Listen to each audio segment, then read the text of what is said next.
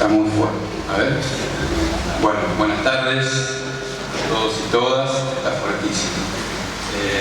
Bueno, muchas gracias, Charlie, por la presentación. En primer lugar, quiero agradecer la invitación, agradecerle a Enrique, a la Defensoría del Pueblo, con la cual estamos trabajando hace muy poquito, pero que con Enrique nos conocemos de hace tiempo y en otros espacios nos hemos encontrado, y las coincidencias son plenas en cuanto a la necesidad de trabajar en el acceso a la justicia, en el fortalecimiento de derechos, y eso, por eso estamos hoy acá. Y bueno, agradecerles a ustedes, que la verdad que un sábado a la tarde venirse para acá en este número, en esta cantidad,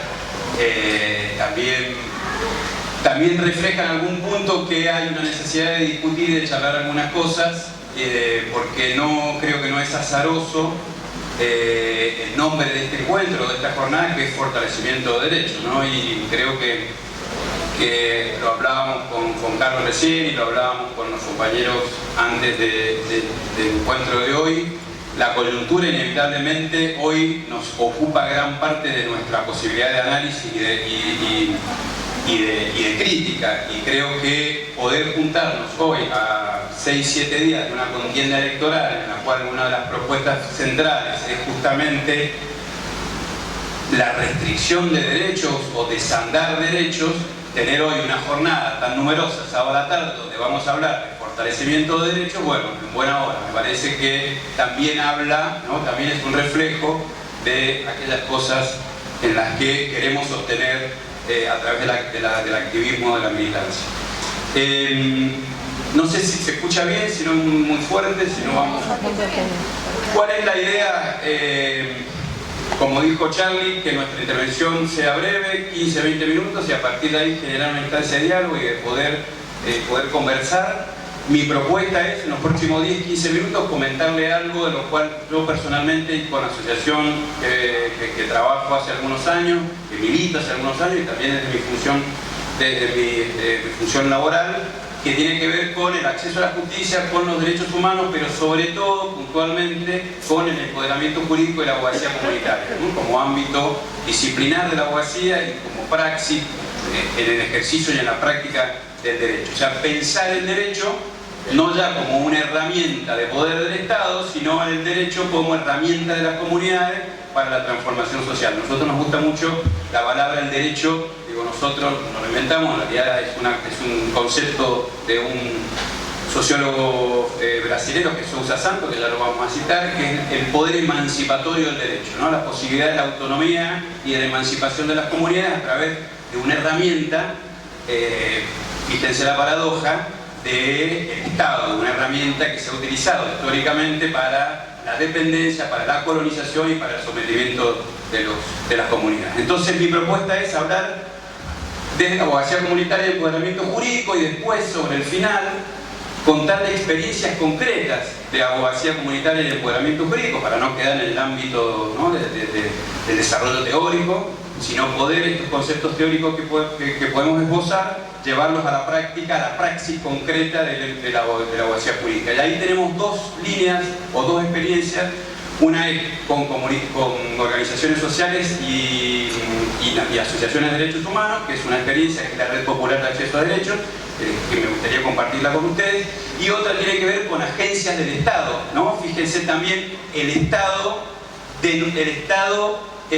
controlando, monitoreando el Estado donde no cumple, ¿no? Esta heterogeneidad del propio Estado, el Estado como mayor vulnerador de derechos, pero también hay áreas del Estado que tienen función de garantizar, denunciar las vulnerabilidades y garantizar también derechos, ¿no? La Defensoría del Pueblo es un espacio. Las oficinas de acceso a la justicia son espacios del Estado, marginales, periféricos, habitualmente sin recursos, pero son ámbitos de disputa también frente al mismo Estado, que es el vulnerador de derechos, ¿no? Entonces, a partir de esa introducción, sí, les quiero proponer un punto de partida, ¿no? Cuando hablamos de abogacía comunitaria y empoderamiento jurídico, un punto de partida.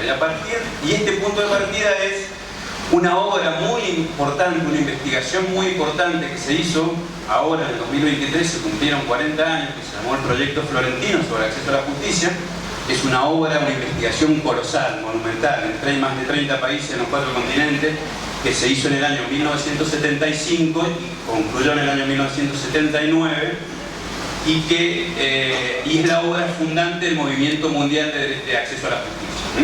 Esa obra de Mauro Capelletti ingresó a la Argentina, se conoció en la Argentina, las conclusiones, porque son 6 tomos, es una obra monumental. En la Argentina no llegó traducida, pero sí llegó la conclusión, que es un librito que yo lo pongo acá a disposición después para que le interese el tema, donde ya en el año 1979, y nosotros lo conocimos en el 83, por eso también es importante la fecha, ¿no? Estos 40 años desde que ingresó en Argentina las oleadas del movimiento mundial de acceso a la justicia, analiza los obstáculos jurídicos, económicos, fíjense las categorías, políticos, sociales, culturales, psicológicos, que dificultan y en muchos casos imposibilitan el uso del sistema jurídico y el acceso a la jurisdicción o al aparato jurisdiccional, y por lo tanto a ese mito fundacional del Estado liberal, que es la igualdad, ¿no? La igualdad ante la ley. Sabemos que es un mito fundacional, que depende justamente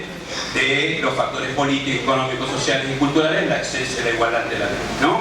Este es el punto de partida, incluso, del movimiento mundial y de los activismos en los cuales hoy nos sostenemos. ¿Qué es lo que dice en apretadísima síntesis Capelletti en su investigación? Esto: el acceso efectivo a la justicia es el requisito más básico, es el derecho humano fundamental en un sistema legal, igualitario y moderno que pretende garantizar y no solamente proclamar derechos. Es decir, el acceso a la justicia como derecho fundamental básico, derecho llave, que se llama, o el derecho bisagra, o sea, es el derecho que me permite ejercer otros derechos.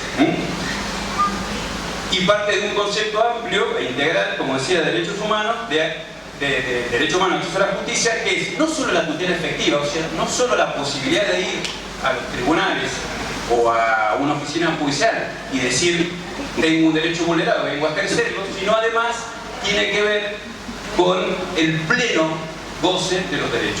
No solamente poder reclamar frente a la vulneración de un derecho, sino el derecho del cual soy titular, el pleno goce o el efectivo goce de los derechos, que tiene que ver obviamente con la vida digna y con el buen vivir de nuestro pueblo, ¿no?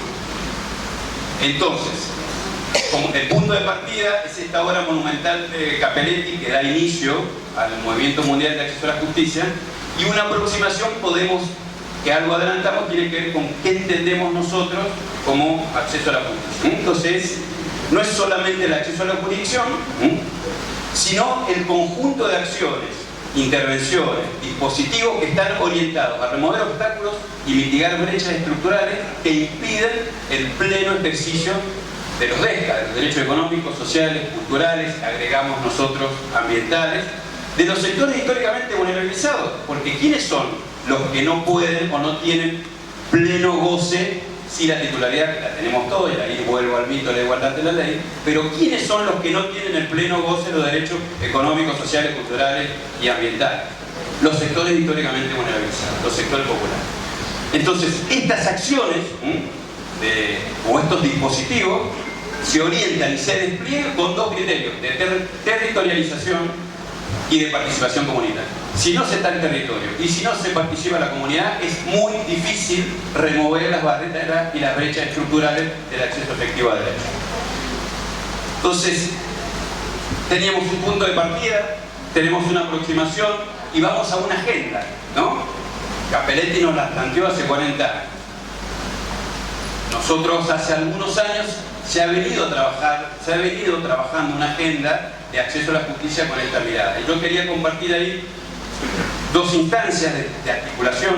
Una es el acuerdo para el acceso a la justicia con la declaración de Villa Inflamable, que es una villa, es un asentamiento, un barrio popular en provincia de Buenos Aires, el conurbano, que tiene que ver con una agenda más local, y después en el 2021 con el acuerdo latinoamericano para el acceso a la justicia. Y ahí vamos rápido.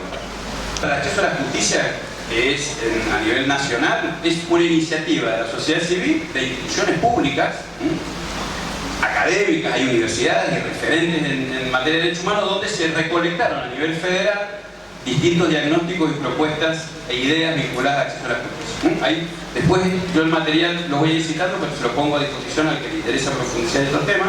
Son 120 puntos o líneas de acción que están en estos ejes: asistencia jurídica accesible y de calidad, accesibilidad al sistema judicial, mecanismos alternativos o colaborativos de resolución de conflictos, empoderamiento jurídico, participación comunitaria, protección de personas y colectivos vulnerabilizados. De estos 120 puntos, del punto 42 al 48 es el que nosotros nos interesa hoy hacer énfasis y en el que venimos trabajando, que tiene que ver con el empoderamiento jurídico y la participación ciudadana. Apoderarse las comunidades del derecho a través de la participación ciudadana y del conocimiento, del uso y de la transformación del derecho, que ya lo vamos a ver. En estos puntos del Acuerdo para el Acceso a la Justicia, lo que plantea es políticas masivas de difusión de derechos, lo que estamos haciendo hoy, lo que está haciendo hoy la Defensoría del Pueblo. Educación en derecho para empoderamiento legal comunitario, profundizar programas facilitadores, agentes y promotores de acceso a la justicia. También nos da el tiempito hoy contarles una experiencia en Mendoza reciente que nos ha ido muy bien. Sistema de indicadores de participación social y empoderamiento legal, que eso también tiene una iniciativa muy interesante, la Defensoría del Pueblo.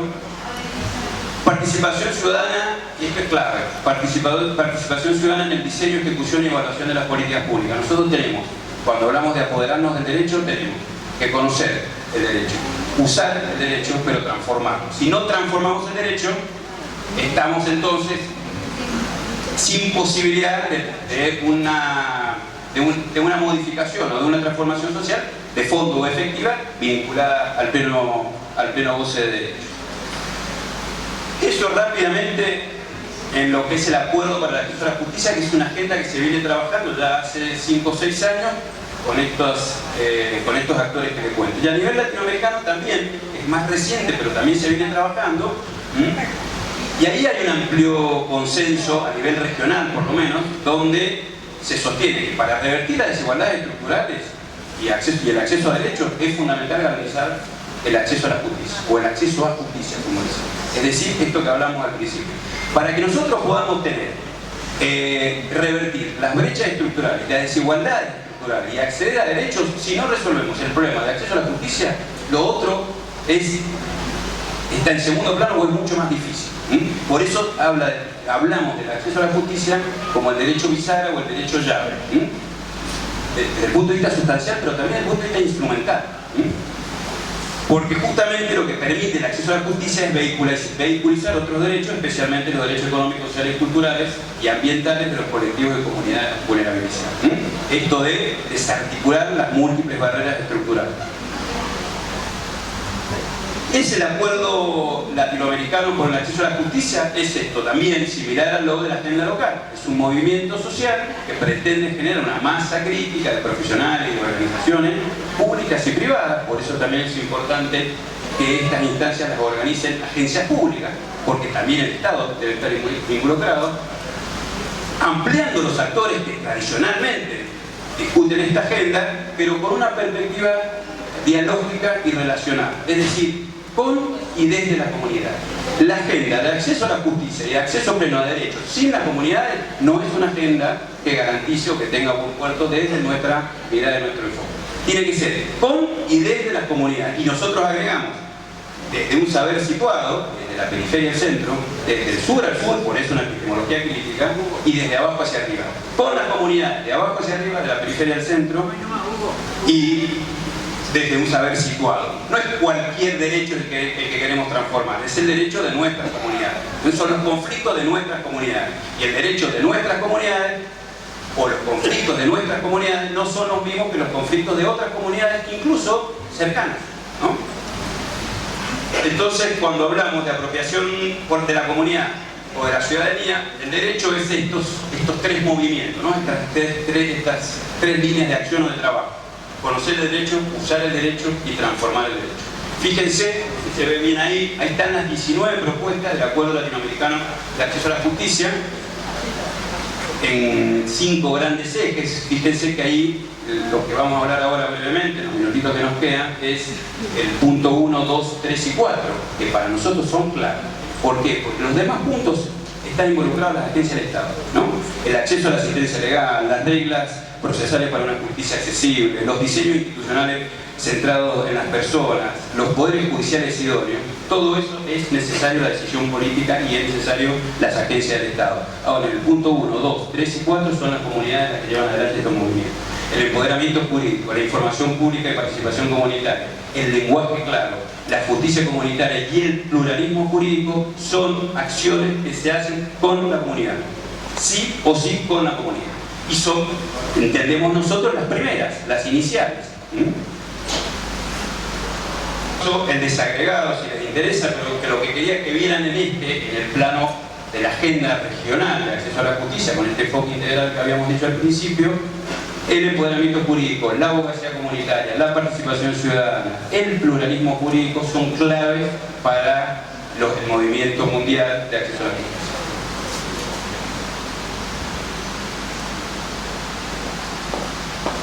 Entonces, teníamos un punto de partida, una aproximación, vamos con algunos conceptos breves, ¿no? ¿Qué es el empoderamiento jurídico? Nosotros hablamos, cuando decimos empoderamiento jurídico, es el uso del derecho como herramienta de transformación y cambio, ¿no?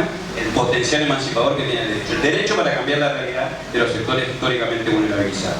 Y ahí partimos de algunos conceptos básicos, ¿no? Por ejemplo, ¿cómo es percibido el derecho en los sectores vulnerabilizados?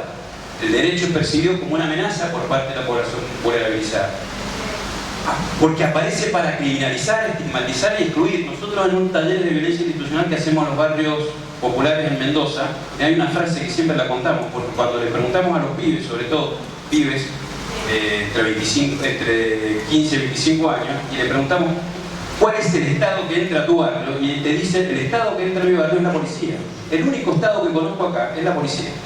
Entonces hay sectores, grandes sectores de la población, sobre todo sectores históricamente vulnerabilizados, donde el único estado que hay es el estado policial, es la respuesta punitiva, es el control social que ejerce el Estado a través del sistema penal. Entonces, cuando nosotros hablamos de empoderamiento jurídico y vamos a la comunidad y decirle, mira, el derecho es una herramienta emancipadora, tenemos que desandar y desarticular esto. Sí, pero el derecho en realidad, dicen como respuesta, es esto, es el Estado policial, no es el Estado que me viene a garantizar el derecho. Entonces tenemos que partir de ahí, ¿no?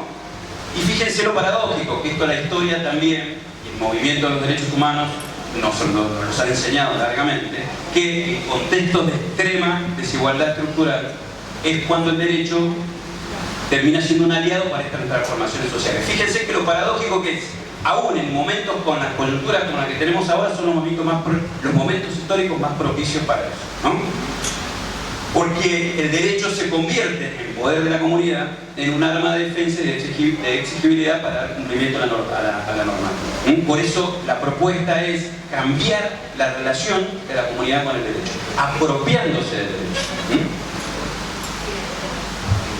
Lo que les decía recién, no es solo una percepción de los sectores populares, sino que efectivamente, ¿no?, el derecho es utilizado como un dispositivo, lo decía Foucault, en Vigilar y Castigar, ¿no?, como en la utilización del sistema penal, es un dispositivo de discriminación, de disciplinamiento, de control social que opera en los sectores históricamente vulnerabilizados. Y ahí tenemos dos reflejos inmediatos, donde el sistema penal aparece con mayor fuerza en momentos de crisis económicas o sociales o socioeconómicas.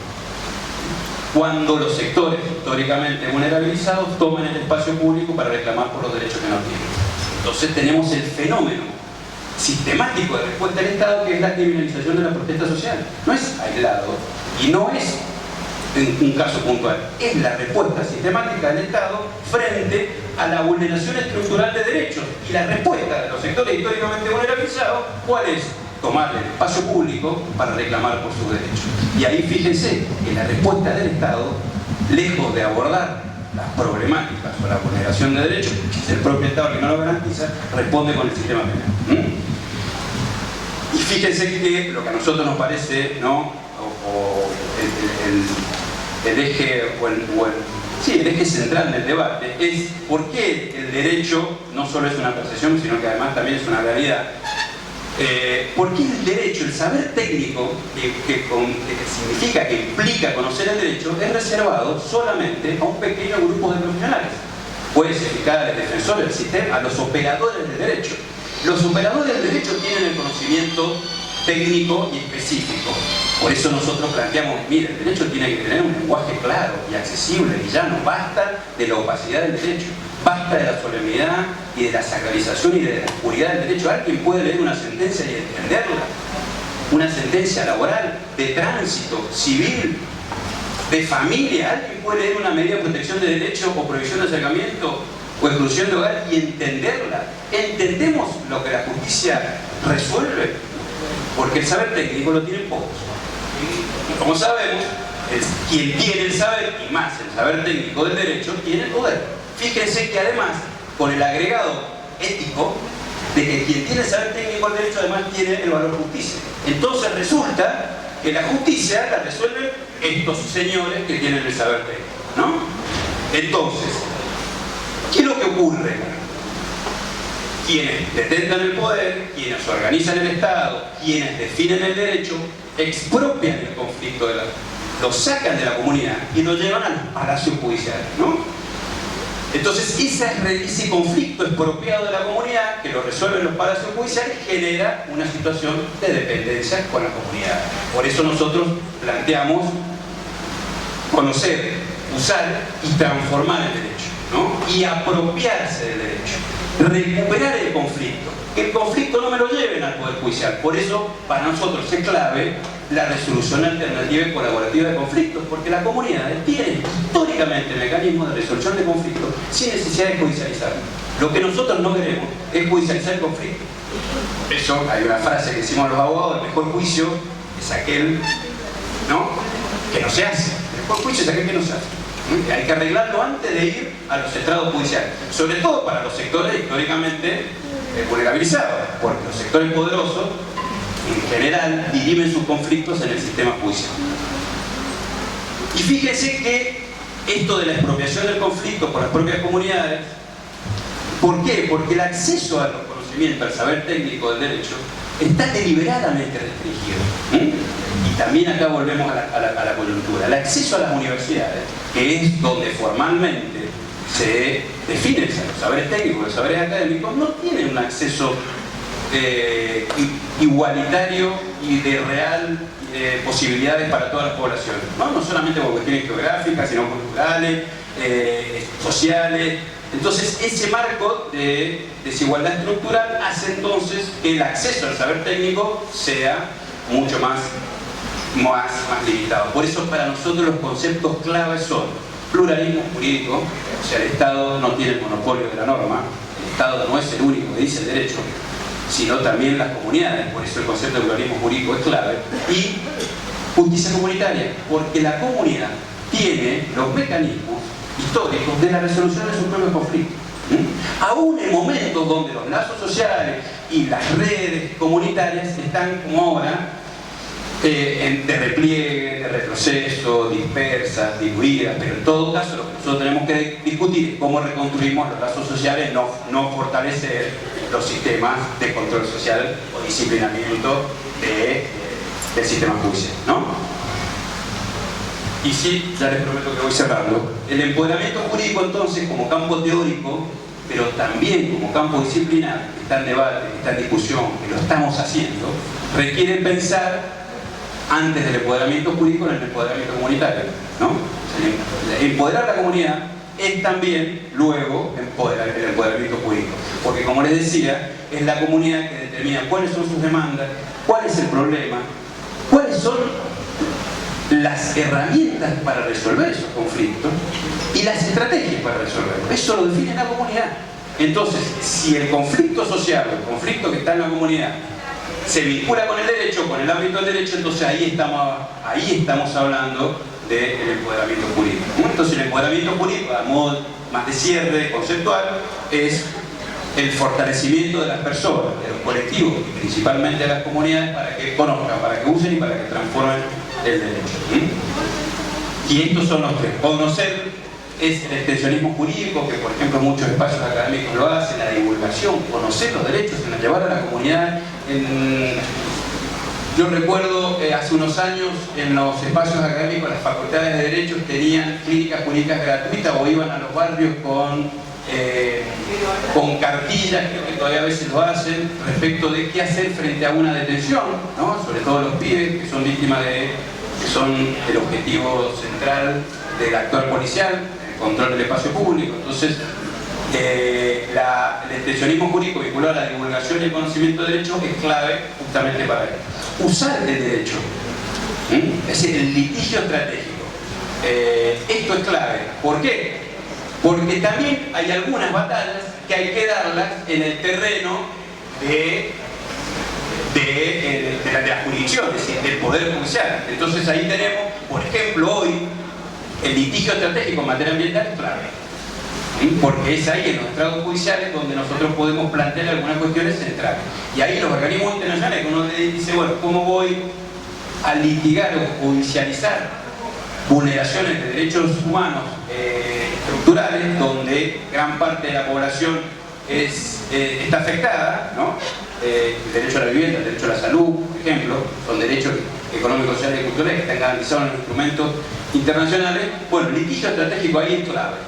Entonces ahí la herramienta del uso y del litigio estratégico son fundamentales. Por supuesto que no resolvemos la situación estructural, pero por lo menos la ponemos es un activismo concreto, lo ponemos en evidencia. A través del litigio estratégico se han podido avanzar en algunas cuestiones centrales. Y el movimiento más importante, a criterio nuestro también, es la de transformar, ¿no? En la incidencia en la agenda estatal. La coproducción de normativas, políticas públicas, pluralismo jurídico, la acción performativa. Esto de el discurso jurídico, decimos que es un discurso performativo porque modifica la realidad y porque permite crear otro derecho. Entonces esa es, en definitiva, la propuesta. Y sí me gustaría cerrar, por supuesto, y en esto, por lo menos en mi caso, es una condición sine qua non. Cuando nosotros hablamos de usar, conocer y transformar el derecho, el potencial emancipador del derecho tiene una dimensión política inevitable e inescindible. Es una acción política. Entonces, ahí sí cito, como para cerrar, a un jurista argentino que es Cárcova, que falleció hace un par de años, es un gran jurista, que nos enseñó esto, ¿no? El mito fundacional, entre otras cosas, del Estado liberal, de la igualdad del derecho, y sí un enfoque mucho más de la sociología y de la criminología. El derecho es una práctica social, decía Cárcova, que expresa históricamente conflictos sociales y dependiendo de la relación de fuerzas existentes en ese conflicto, en manos de los grupos dominantes es un mecanismo de preservación y de reconducción de intereses, pero en manos de los grupos dominados es un mecanismo de defensa y de contestación política. El derecho, donde hay poder, hay resistencia. Cita Cárcova en realidad esa frase. Y fíjense lo que decía Sousa Santos, una faceta transformadora requiere de una epistemología crítica, de un saber situado desde sujetos del sur que incorpore subjetividades no nombradas, o sea, traer del otro lado de la línea abismal, dice Sousa, traer del silencio lo no nombrado, y para eso es necesario un diálogo intercultural de las culturas periféricas y traer a la centralidad utilizando justamente la performatividad del discurso jurídico. Hasta acá con la aproximación más conceptual, más teórica. Espero haber sido claro, porque por ahí me subo a una velocidad, pero bueno, quiero ser riguroso con los tiempos. Y sí contarles, digamos, como corolario de esta aproximación conceptual, una experiencia concreta de SUME, que es la Asociación de Derechos Humanos en la que yo participo, y una organización social que se llama Nuestra América, en Mendoza, que se conformó en la época de pandemia un dispositivo de intervención territorial que se llama Red Popular de Acceso a Derechos. Ahí lo pueden leer, que lo que me estaba contando.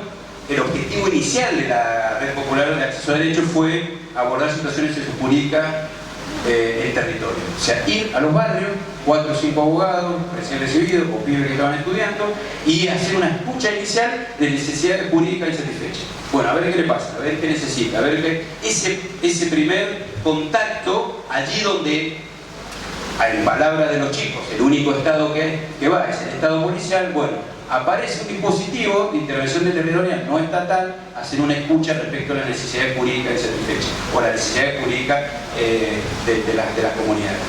Fíjense que la dinámica de vinculación en esto de conocer, usar y transformar el derecho termina la organización social demandando al organismo de derechos humanos instancias de empoderamiento y de abogacía comunitaria, de formación. Y ahí viene la experiencia que hemos terminado hace poquito, que es el curso de promotores en derecho, que ha sido a demanda de la referencia, de las propias referentas, digo referentas porque en la mayoría de los casos son mujeres, de las organizaciones sociales. Y fíjense lo interesante, son las mismas referencias territoriales las que dicen, mire, yo quiero que veamos violencia de género, mire, yo quiero que veamos cómo abordamos el conflicto intrafamiliar, quiero ver cómo abordamos la situación de vivienda, de integración sociourbana, queremos ver cómo abordamos el tema de identidad. Ustedes, aunque no lo crean, o sí, tal vez sí, pero para mí fue una sorpresa. La mayor necesidad jurídica insatisfecha en los territorios, en los sectores vulnerables, ¿saben cuál es? La de identidad, la del documento, la del DNI. Entonces, ¿de qué resto de derechos podemos decir al Estado que garantice si tenemos niños, niñas en los barrios que tienen 5 o 6 años y no tienen DNI? Entonces no tienen acceso a la salud, no tienen acceso a la educación, no tienen acceso. Esa es una de las principales necesidades jurídicas que vimos en los barrios, ¿no?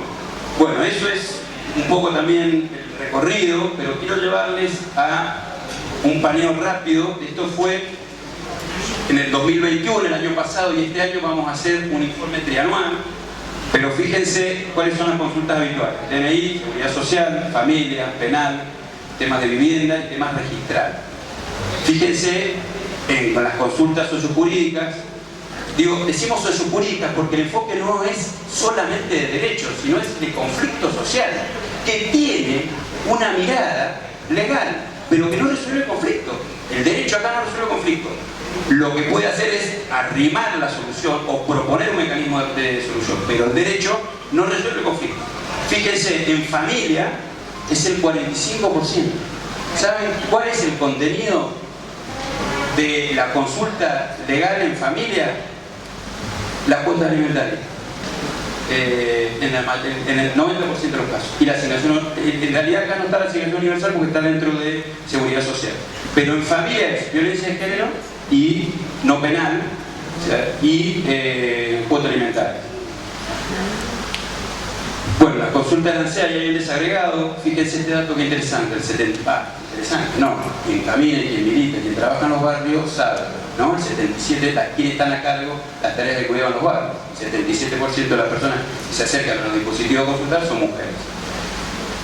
Los obstáculos en acceso a derechos, los defensores oficiales, una enorme deficiencia que tiene el Estado para garantizar derechos, salvo en el sistema penal, que el defensor penal funciona relativamente bien, pero en el resto, en la justicia de familia, que es la denominada despectivamente la justicia de los pobres, no hay defensores públicos. Vayan a hacer un divorcio, vayan a pedir una medida de protección, vayan a pedir una cuota alimentaria, una responsabilidad parental a un defensor público o un régimen de comunicación. Bueno, tiene que recibir a un abogado particular. En Mendoza los turnos están a 4 meses.